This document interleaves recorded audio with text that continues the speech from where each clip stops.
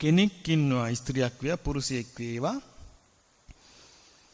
වැඩට යනවා පාරේ යන ගමන් ওই ඉන්දියා පාසලක් ගන්නවා ගෙදර එනවා යෝග කෑවා ටීවී එක බැලුවා අර නාටකම් ටික බැලුවා බුදියේ ගත්තා නිවාඩු කාලය නිවාඩු දවස් එනවා ආයෙත් ටීවී එක දාගෙන ඉන්නවා ගේ අතපතු ගානවා සුද්ධ කරනවා මල් හිටවනවා ඔය ටික මේවා නෑ මොනවද සමණං වා බ්‍රාහ්මණං වා උපසංගමිත සමණය බ්‍රාහ්මණය ළඟට ගිහිල්ලා විමසන්නේ කිං බන්තේ කුසලං ස්වාමීනි කුසල් මොනවද අහන්නේ කිං අකුසලං අකුසල් මොනවද අහන්නේ කිං සාවජ්ජං ස්වාමීනි වැරදි දේ මොනවද අහන්නේ කිං අනවජ්ජං නිවැරදි දේ මොනවද අහන්නේ කිං සේවිතබ්බං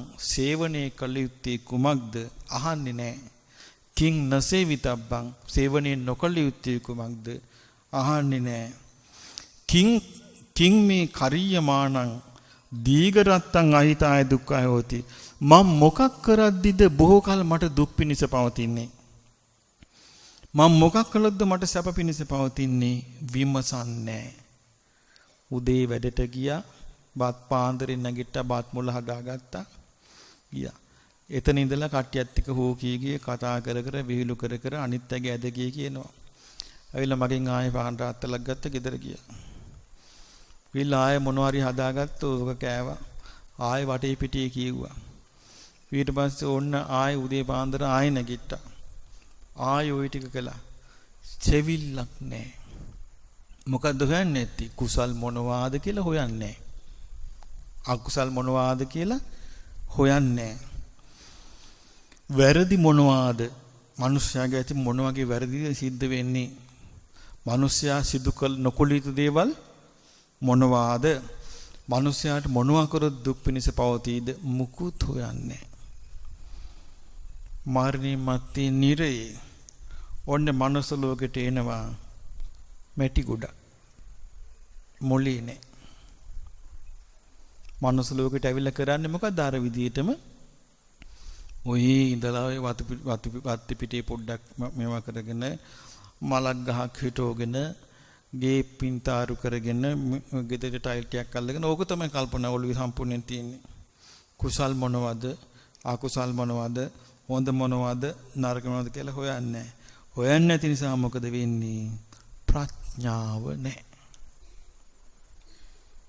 අන්නේ නම් ප්‍රඥාව ඇති වෙන්න තියෙන ප්‍රධානම සුදුසුකම මොකද්ද සෙවීම සත්‍ය සෙවීම ප්‍රඥාව නැති වෙන්න තියෙන සුදුසු මේ හේතුව මොකද්ද සත්‍ය නොසෙවීම කුසල අකුසල් නොසෙවීම නොවිමසීම හොඳ නරක නොවිමසීම ධර්මයෙන් නොවිමසීම මුකුත් විමසන්නේ ඔය අතුපතු ගාගෙන ඔය ගේන දෙයක් ඔය තියෙන දෙයක් කාලා ටීවී එකක් බලාගෙන ගහක් කොලක් දිහා බලාගෙන වාසය කරනවා ප්‍රඥාව වැඩිද කිසි දෙයක් නැහැ උපනුපං ආතුල ප්‍රඥාව නැහැ තව කෙනෙක් ඉන්නවා එයා කොහොමද යනවා සමන බ්‍රාහ්මණ හොයාගෙන යනවා ගිහිල්ලා අහනවා කිම් බන්තේ කුසලං ස්වාමීනි කුසල් යනු මොනවාද අකුසල් යනු මොනවාද වැරදි දේ යනු මොනවාද නිවැරදි දේ යනු මොනවාද සේවනයේ කළ යුතු දේ මොනවාද සේවනයේ නොකළ යුතු දේ මොනවාද ස්වාමීනි මට බොහෝ කල දුකටපත් වුනොත් ඒ මොනවා කළොත්ද මම බොහෝ කල සැපසේ සිටියොත් ඒ මොනවා කළොත්ද කීකේ දැන් මෙයා මොකද විමසනවා නෝනින් විමසනවා විමසන්ඩ මොකද වෙන්නේ ඔන්න නෝන ඇති වෙනවා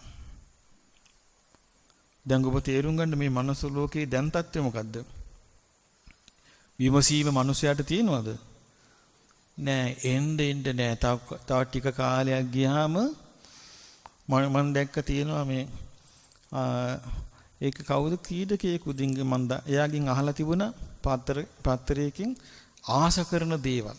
එයා ආස කරන දේවල් 3යි තියෙන්නේ. එකක් තමයි එයාගේ කාර් එක. අනිත් එක තමයි කෑම. අනිත් එක තමයි එයාගේ ලැප්ටොප් එක. ඔච්චරයි. කාලා කැමති ගමනක් ගිහිල්ලා අරකේ ඉන්ටර්නෙට් ගිහිල්ලා Facebook ගිහිල්ලා බලාගෙන ඉන්න එක. ඕක නෙමෙයිද මේ අනාගතෙත්. මොනවා හරි කාලා දැන් උනත් එහෙම ගෙවල් ගියාම එක එක්කෙනා වෙනම ඔය කම්පියුටරය අල්ලගෙන ඉන්නවා. අනාගතේ උපනුපන් ආති මැටි මෝල්ලු.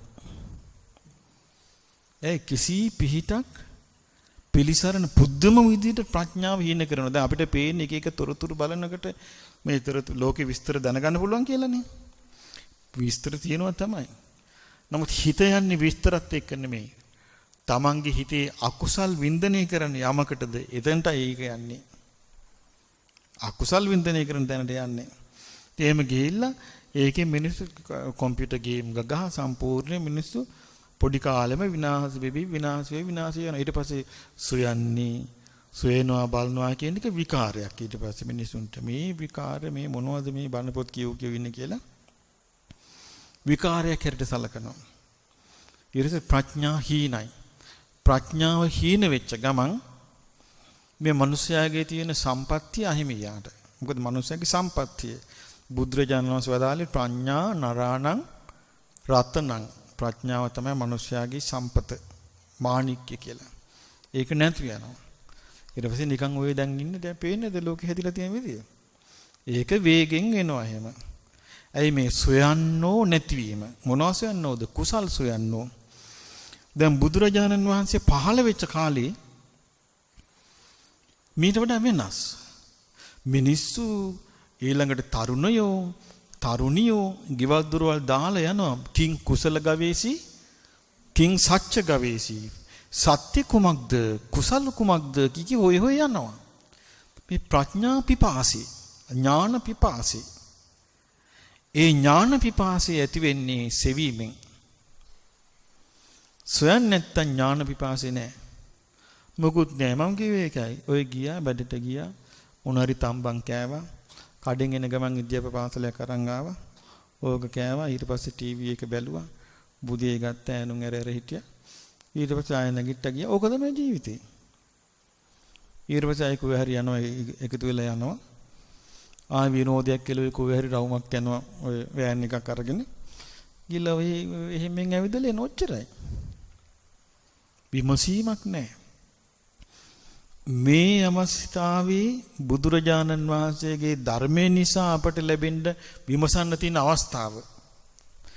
හරි දැන් හිතන්න බුදුරජාණන් වහන්සේගේ ධර්මයේ තුලින් අපට මේ පටිච්ච සමුප්පාදය ඉගෙන ගන්න ලැබුණ නැත්නම් අපිට කිසි දවසක මේ ද්වාදසාංග පරිසම්පාදයේ අංග 12 විමසන්න තියා හීනකින්වත් තේරුම් ගන්න අවස්ථාවක් ලැබෙයිද? නෑ. අපිට කිසි දවසක මේ පංච උපාදානස්කන්ධයේ මේකයි දුක කියන්නේ මේකයි දුක හටගන්න හේතුව මේකයි දුක්ඛ නිරෝධය කියන්නේ මේකයි නිරෝධගාමිනී ප්‍රතිපදාව කියන්නේ මේකයි කියලා අද අපි යන්තම් අහගන්නවනේ. මෙහෙම අහගෙන ටික ටික අපි මෙනෙහි කරන්න මහන්සි ගන්නවනේ. නුවණ වැඩින්නේ එතනින් විතරයි. ඒතකොට ඒ ටිකත් අපි කතා නොකළා නම් මොකද්ද තියෙන්නේ? බණකට අපි ඇවිල්ලා කාට හරි ගරහලා අපහාස කළා විහිළු කැලි ටිකක් කියලා ගියාම ෂෝක් බණ ටික කියලා අපි යනවා යන්න. කොහොමනේ තිබුණේ? ඉතින් ඒ නිසා ප්‍රඥාව පේන තෙක් මානක තිබුණේ නැහැ. මේ ධර්මයේ බුද්ධ දේශනාවල් ඉස්මතු කිරීමෙන් තමයි ප්‍රඥාව ගැන අපි කතා කරන්න පටන් ගත්තේ. කුසල් මේවා, අකුසල් මේවා, හොඳ මේවා, නරක මේවා, මේ කර්ම කළොත් මේ තැන උපදිනවා. මේ කර්ම නොකර සිටීමෙන් මේකෙන් බේරෙනවා. මෙන්න මේ විදිහට පින රැස් වෙන්නේ, මේ විදිහට පින පවතින්නේ, මේ පිනට හානි කරන්නේ මේවා අපි ඔක්කොම සවිස්තරව වඩා තේරුම් සහිතව ඉගෙන ගන්න අවස්ථාවක් ගත්තේ නැද්ද? ඒතර මේ ඔක්කොම ප්‍රඥාවට උපකාරී වෙන්නේ. දැන් අද උදේ අපි ඉගෙන ගත්ත ධාතු මනසිකාරේ. ඒතර බුදුරජාණන් වහන්සේ දේශනා කළ එක ප්‍රඥාව කිව්වා. ඒකේ උන්වහන්සේ විස්තර කරේ පඤ්ඤං නප්පමජ්ජය. ප්‍රඥාව ප්‍රමාද නොකළ යුත්තේය කියන මාතෘකාව යටතේ තමයි ඒක ඉගැන්වුවේ.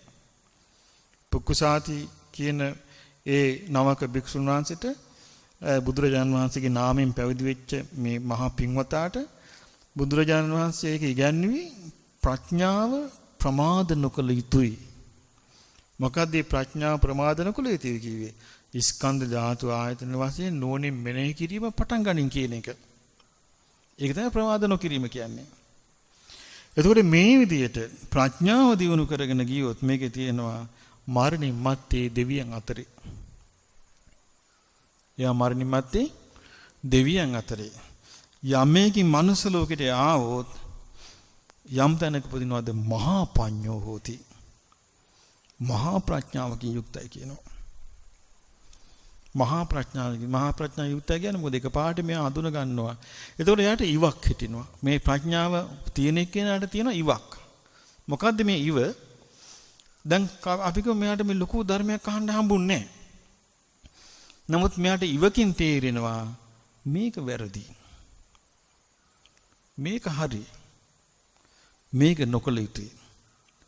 මේක කළ යුතුයි. අන්නේ ඉවෙන් යා තෝර ගන්නවා. ඊට පස්සේ ඉවෙන් තමයි යා තෝරගෙන යන්නේ මීට වඩා ධර්මයක් තිබිය යුතුයි. මීට වඩා ධර්මයක් තිබිය යුතුයි. අන්න හොයන් යනවා. දැන් බලන්න හිතලා උපතිස්ස කෝලිත බ්‍රාහ්මණ තරුණියෝ දෙන්න කියන්නේ ගිරග්ග සමජ්ජ කියන උත්සවයට කන්ද මුදුනේ. කන්ද මුදුනේ තිබිච්ච මේ මොකද්ද අපි සාමාන්‍යයෙන් කියනවා නම් අර මේලා කියලා කියන්නේ අවුරුදු මේලා කියලා එක එක තැන් වල තියෙන මේ කතුරුන් චිල්ලා එක එක දේවල් තියෙන්නේ. ඔන්න ඒ වගේ මේලාවක් තමයි ගිරග්ග සමජ්ජ කියන්නේ. මේ ඒකට තමයි ගියේ. ගිහිල්ලා තමයි කතා වුනේ වෙඩන්නේ මොකද්ද මේ? මීට වඩා හොඳයි නේ. මේ ජීවිතය යථාර්ථය වගේ. දැක්කද ඉව? ඒ කියන්නේ ඒකෙන් සතුටු වෙන්නේ මේක නෙමෙයි. මීරට යමක් තියෙනවා. මීරට යමක් තියෙනවා. මීරට යමක් මං හොයාගෙන යන්න ඕනේ කියන එක හිතට එනවා. ඒක වෙන්නේ සංසාරේ ප්‍රඥාව විමසීම, නුවණින් විමසීම, නුවණින් මෙනෙහි කිරීම පුරුදු කරපු එක්කෙනාට. අනිත් කෙනාට එහෙම එන්නේ නැහැ. අනිත් කෙනා ඔහි මේ අර මඩ වගුරේ එරිනවා වගේ. මඩ වගුරේ එරිරි ඉන්නවා වගේ තියෙන දුකේම බැහැගෙන ඉන්නවා. ඒකෙම එරිගෙන ඉන්නවා. ඒකෙන් මිදෙන්න ඕනේ කියන අදහස නැහැ. ආන්නේක තියෙන කෙනා තමයි ප්‍රඥාව තියෙන කෙනා. ප්‍රඥාව තිබ්බම අර ඉව තියෙනවා. ඉවෙන් තමයි ඒක වෙන්නේ. ඊට පස්සේ හොයාගෙන යනවා. දැන් දැක්කදී ප්‍රඥාවෙන් යසකුල පුත්‍රයාත් එහෙමනේ ගියේ. යොක්කම සැප තිබිලනේ හොයාගෙන ගියේ සැප නැතුවද? යසකුල පුත්‍රයාටත් රම්මසුරම්ම සුබ වගේම මාලිගා තුනක්. රම්මිරිව කියන්නේ බර්ණස් නුවර සිටුවරයාගේ පුතා. බර්ණස් රජුරුවන් ගාවට හිටපු ප්‍රධානියා. බර්ණස් සිටුවරයාගේ පුතා. එතකොට ගියේ මේ අර සංසාරේ පුරුදු කරපු එකෙන්. පුරුද්දක් නැත්නම් යන්නේ. පුරුද්දක් නැත්නම් යන්නේ. ඒ විමසන්නේ නේ. විමසන්නේ ලැබිච්ච දේ බුද්ධ දේශනාව කියනනේ මේ නෝන එක දැනක කියනවා මේ නෝන තියෙන කෙනා ප්‍රඥාවන්ත කෙනා නෝනින් මෙනෙහි කරන්න පුළුවන් කෙනා තියෙනවා රම් මිරිවැඩි සංගල පයේ දාගෙන රම් පළඟේ ඇල්හාලේ බත් කකා හිටපු එකනා චතුරාර්ය සත්‍ය ධර්මය අහන්න ලැබෙනවා කියනවා. අහපු ගමන් පිළිගන්නවා කියන අනේ මාත් මේකෙන් ඈතර වෙන්න ඕනේ. බලන්න ප්‍රඥාවෙන් කරන්නේ. දිව්‍ය අප්සරා වැනි බිරිඳ අතෑරලා. දිව්‍ය අප්සරා වැනි බිරිඳ අතෑරලා. මාලිගා අතෑරලා. මේ පාංශකුල වස්ත්‍රයක් පොරවගෙන මැටි පාත්‍රයක් අතට අරගෙන පිනිසුගා යැපෙමින් මහන්සි ගන්නවා අවබෝධ නොකළ චතුරාර්ය සත්‍ය අවබෝධ කරන්න ප්‍රඥාව නිසා. ඒකේ බුදුරජාණන් වහන්සේ දේශනා කරන ප්‍රඥාව නැති කෙනෙක් ඉන්නවා කියනවා. යකඩ තැටියේ යාන්තම් මේ ඔය කෙනිසි ආහාර අනුභව කරන්නේ. පැල්පතේ ඉන්නේ. ප්‍රේතියක් හා සමාන ගෑණියෙක් ඉන්නේ. දාලා යන්න බෑ කියනවා. ඇයි හේතුව? හිතන්න හැකියාවක් නැහැ. හිතන්න හැකියාවක් නැහැ. මුකුත් කරගන්න බෑ කියනවා. ඒක වෙන මං කොහොමද දාලා යන්නේ? මියා නැතුව මං කොහොමද ජීවත් වෙන්නේ කීකී කල්පනා කර කර ඉන්නවා කියනවා. ප්‍රඥාවන්තයා ඒ සියල්ල මැඩගෙන යනවා. ඒ නිසා මේ බුදුරජාණන් වහන්සේ වදාළේ ප්‍රඥාව ඇති වෙන ප්‍රතිපදාව තමයි නුවණින් විමසීම. ඒ නුවණින් විමසීම ගිහියෙකුට තිබුණොත් ඒ ගිහියා ප්‍රඥාවන්ත ගිහියෙක්. නුවණින් විමසීම පැවිද්දෙකුට තිබ්බොත් ඒ පැවිද්දා ප්‍රඥාවන්ත පැවිද්දෙක්. නුවණින් විමසීම ගිහියෙකුට නැත්තම් ඒ ගිහියා මෝඩයෙක්. නුවණින් විමසීම පැවිද්දෙකුට නැත්තම් ඒ පැවිද්දත් මෝඩයෙක්. එතකොට ඒ මෙලොවත් අසාර්ථකයි පරලොවත් අසාර්ථකයි. පරලොව පිහිටක් නැහැ. මේකේ තියෙනෝනේ ප්‍රඥාව නැති එක්කෙනා මරණින් මත්තේ කායස වේදා පරම්මරණ අපායන් දුක්ගති නිර්යං උප්පජ්ජති කියනවා. අපාය උපදිනවා කියනවා. ප්‍රඥාව නැති එක්කෙනා. ඊළඟට තියෙනවා නෝචේ කායස වේදා ඒ නිරේට ය아가න්න බැරුව මනුස්ස ලෝකෙට ආවත් වැඩක් නැහැ කියනවා. මැටි ගොඩක් කියනවා. එතකොට බලන්න මේ නෝනින් විමසීම කියන එක දැන් ඕගොල්ලෝ මේ පින්වතුන් ආදරේ නම් දරුවන්ට දෙන්න ඕනේ මොන ප්‍රතිපදාවක්ද? ප්‍රඥාව වැඩෙන ප්‍රතිපදාවද දෙන්න ඕනේ? මේ තියෙන ප්‍රඥාව නැති වෙන ප්‍රතිපදාවක්ද? ප්‍රඥාව වැඩෙන ප්‍රතිපදාවක් දෙන්න ඕනේ. හැබැයි දැන් යන්නේ තියෙන ටිකත් නැති වෙන ප්‍රතිපදාවක් තියෙන්නේ. ඒ නිසා මේකෙන් බේරෙන්න නම් ප්‍රඥාවන්ත ප්‍රතිපදාවක ඉන්න ඕනේ.